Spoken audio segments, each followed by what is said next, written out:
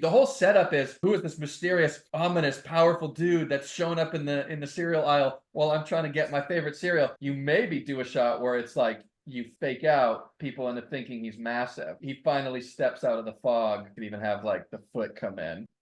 You know, he could go like, right? Then you cut to that funny profile. Technically, he'd be looking down, but you could cheat like, oh, and then and the thing comes in, and then he looks down. So this is one of those examples I'm talking about where when you create axes, use them. So here's an example, right? So he would look down, and now there's a bunch of different ways you could shoot this. You could go to a direct POV. Now you would see him all cute and tiny. And he's like, hey, that's actually not so good for you.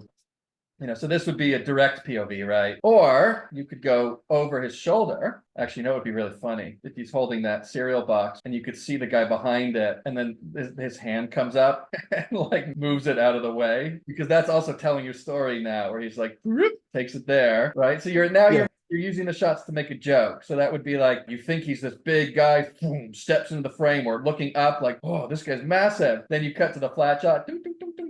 We reveal he's actually really tiny. Dude looks down at him. You can cut over his shoulder, and this little hand comes up and pulls the little box down. That's the worst thing you could be eating, buddy. So now you're using the staging, you're using the composition to even further tell your story.